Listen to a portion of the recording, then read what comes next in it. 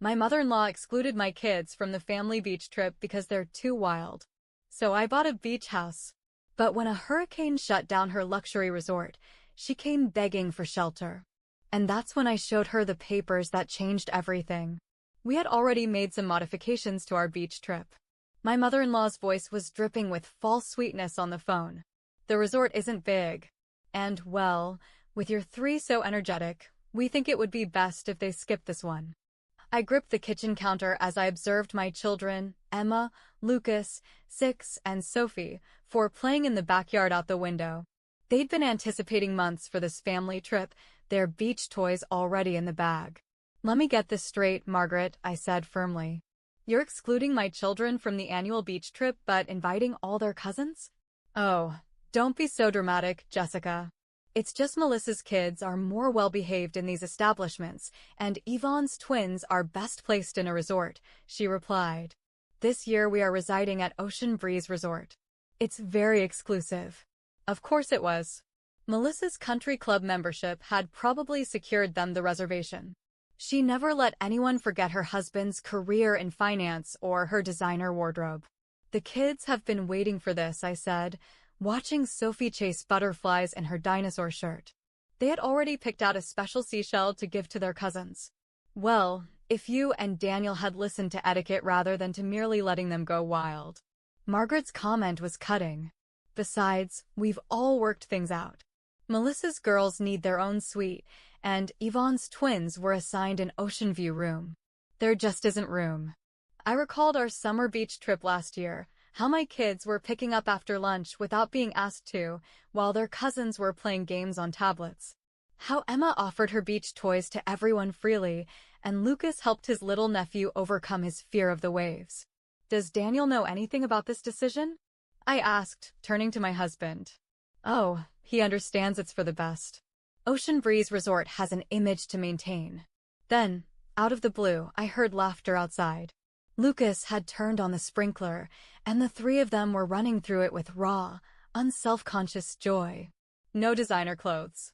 No stodgy etiquette. Just unadulterated happiness. You're right, Margaret, I finally said. Ocean Breeze Resort does have standards. And, thank goodness, so do I. What is that supposed to mean? She asked. It means my kids won't be anywhere they're not fully welcome. Have your little elitist vacation. I slammed the phone onto the receiver before she could respond, my hands shaking but my will steady. Outside, the kids kept playing, happily unaware that their grandmother had just made them unwanted guests at a family vacation. That night, after the kids were in bed. After the children had gone to bed, Daniel found me at the kitchen table. A look at my face informed him that I was angry. Your mother called, I told him quietly. She invited our kids over for the beach vacation. Ocean Breeze Resort is too upscale for kids who actually act like kids, I suppose. His eyes blackened. She what? He growled. Oh, but Melissa's cute little princesses and Yvonne's twins can still attend, I added, not being able to keep the bitterness from my tone. They're appropriate for the resort. I'll talk to her, Daniel started to say, but I shook my head. No. I'm done trying to win your family's approval for our children to like them for what they are. They're kind, happy, and perfectly well-mannered.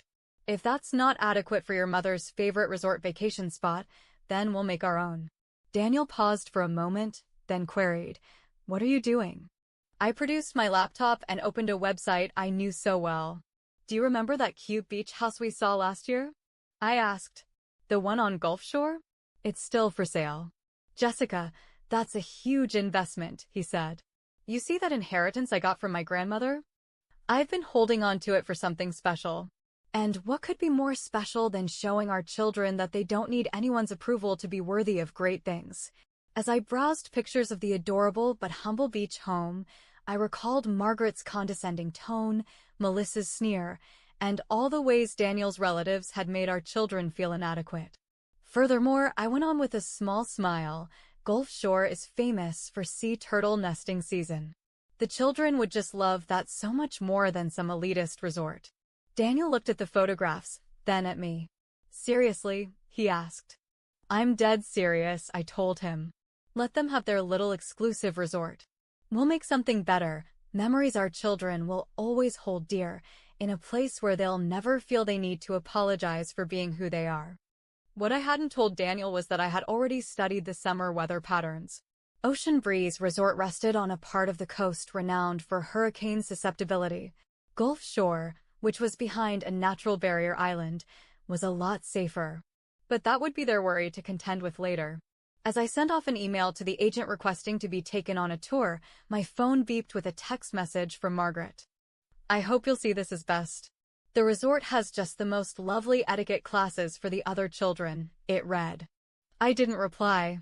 Rather, I looked at the pictures tacked to our fridge, Emma helping out at an animal shelter, Lucas grinning at his crazy art show, Sophie holding a jar of bugs she'd caught. My untamed, wild, wonderful children. My untamed, wild, wonderful children were owed far better than to be locked out by their own family. Margaret could have her clubby resort vacation. We were about to create something more valuable, a place where our children would never be forced to keep their light hidden from anyone. I didn't know, though, that summer had yet another surprise for all of us. The beach house sale happened faster than we expected. Early in June, we had a cozy 3-bedroom home in Gulf Shore, which was just above the water. The excitement on the kids' faces when they saw their new summer home made every penny worth it. Can we see the sea turtles from here? Emma asked, pressing her face against the window of what would be our shared bedroom. Better than that, I grinned. There's a sea turtle conservation program where kids can help monitor the nests. I already signed you up as junior volunteers. Their expressions were one of pure joy, the sort that no luxury resort could ever match. Meanwhile, little pieces and details of the family's luxury vacation schedule continued popping up in group chats I was still not excused from. Melissa posted photos of specially crafted resort apparel for her girls. Yvonne sent out screenshots of Ocean Breeze Resort's excessive luxuries. And, of course, Margaret wouldn't stop bragging about private cabanas and white tablecloth dinners. Did you catch Mom's latest post? Daniel asked one afternoon as we painted the kids' room a vibrant seafoam green. They hired an etiquette teacher to give the cousins before the trip, he explained. I groaned. Heaven forbid a child uses the wrong fork for eating sandcastle-constructed snacks. The first sign that karma had something planned came in mid-June, a brief weather alert about out-of-pattern storms forming in the Atlantic. I saw Margaret's worried posts regarding an early hurricane season, but she quickly dispelled all of our worries that Ocean Breeze Resort had excellent indoor activities. We spent our weekends getting the beach house ready, letting the kids pick out decorations and paint seashells to hang on the walls. Standing at the window after hanging up the phone with Margaret, I looked out at the kids still playing in the sprinkler. The evening breeze rustled the curtains softly, and for a fleeting moment, I let myself get lost in wondering how we arrived at this place. It hadn't always been so. There had been a time when Margaret was different, softer, not so fixated on appearances. The transformation began slowly after Melissa wed the banker. That evening, while Daniel and I completed the final details on the purchase of the Gulf Shore house, an unexpected text from Teresa, the former housekeeper of Margaret's, came into my phone. Teresa worked for the family for over 20 years before getting abruptly dismissed a year ago. Jessica, there's something you should be aware of your mother-in-law and Ocean Breeze Resort. Not all what it appears. The text made me anxious. Teresa was always a secretive and good woman. Writing to me after all this time seemed sinister. I chose not to inform anyone of this, rather getting myself occupied with decorating the new beach house for the children. A week later, rummaging through the buying papers to try and make sense of it all, I noticed a yellow letter stuck between the papers. There were some old photographs of Ocean Breeze Resort, dated 25 years ago. In one, I noticed Margaret standing beside a man who was not my father-in-law. They appeared very close. The photograph was stamped with a handwritten note. Summer 2010. Grand opening. My mind began connecting dots I never knew existed. Margaret's recent obsession with the resort. Her insistence on holding my children back. Teresa's note. There was something more here, a secret story waiting to be uncovered. I slid the photos into my desk and promised myself to investigate further. For now, we had a house to prepare and 3 kids thrilled about their very own beach getaway. But as I watched Daniel addressing invitations, I could not help but wonder, how many secrets was his family keeping? And how long before they all fell apart? I was brought back to reality by the children's laughter. Emma had found a seashell in the garden and was convinced that it was a magical treasure from the ocean. Her innocence reminded me why we were doing this. Some treasures, I thought, were far more valuable than any membership in an elite club.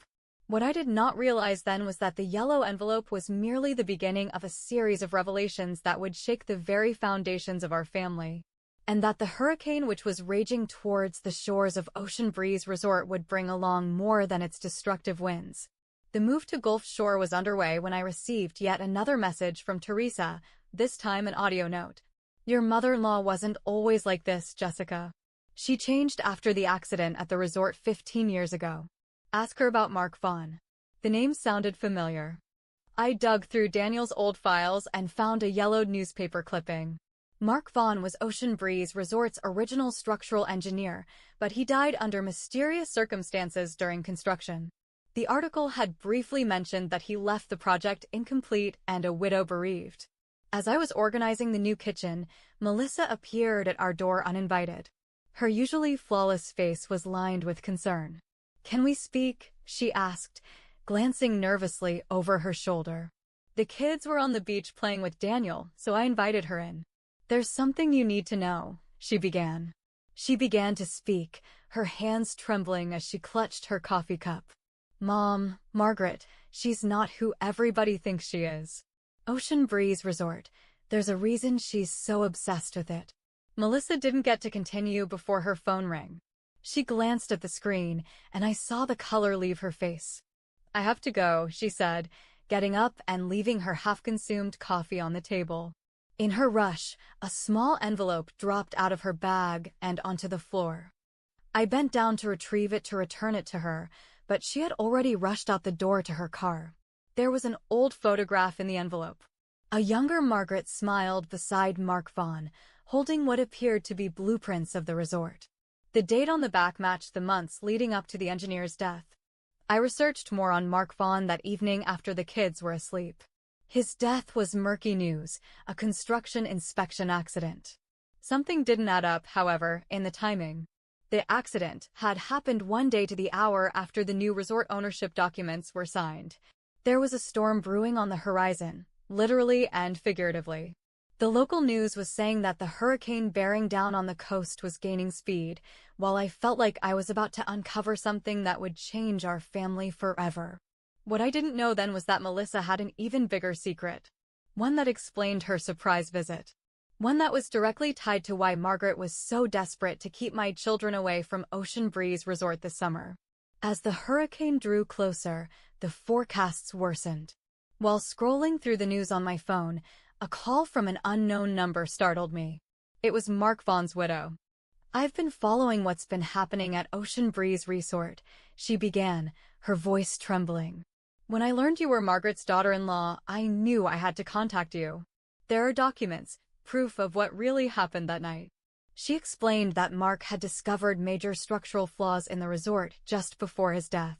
The building had been constructed on unstable ground, ignoring the original geological reports. Mark had threatened to expose them, but he never got the chance.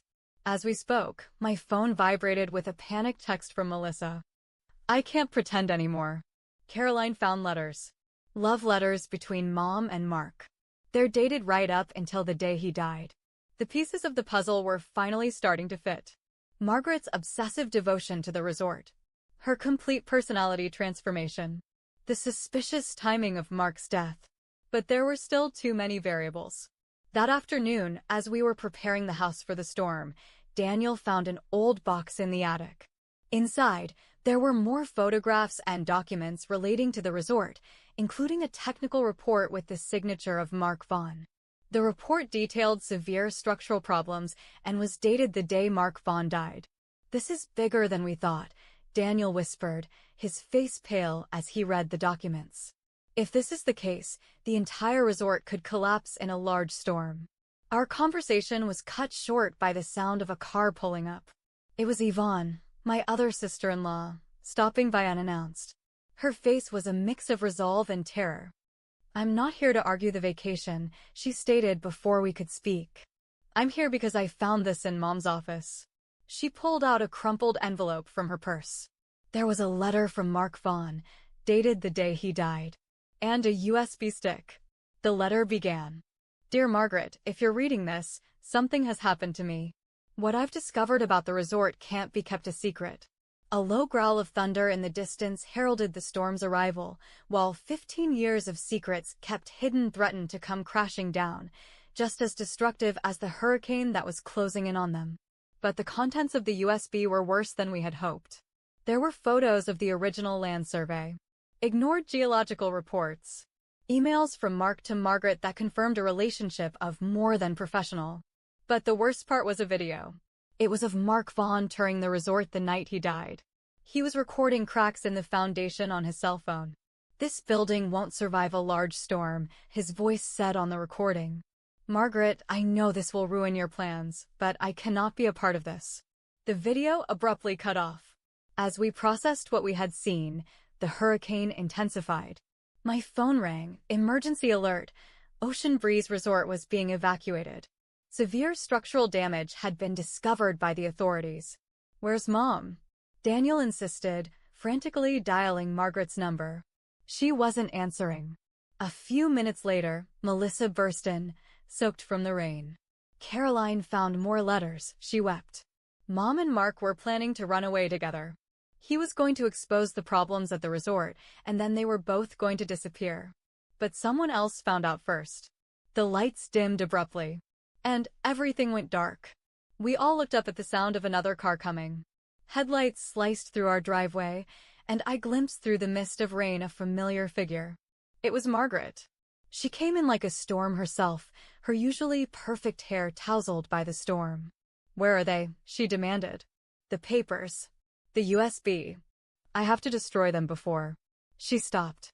Her eyes widened when she saw all of us seated around the table. The evidence lay before us. Her expression transformed from anger to horror as she watched the video of Mark Vaughn on my laptop. "You don't understand," she whispered, her voice cracking. "I didn't want this. He was going to ruin everything, our plans, our future." A thunderclap resounded through the house, and my phone vibrated with an emergency alert at that exact moment. The emergency alert sliced through my phone screen. The east wing of Ocean Breeze Resort was collapsing. Margaret's eyes teared up as she stared at the screen. "I should have listened," she whispered. Mark was right. He was always right. Yet there were even more surprises to follow. The sound of another car pulling up made us all turn toward the window. I watched in surprise as a familiar figure emerged from the stormy night. Someone we believed was dead for 15 years.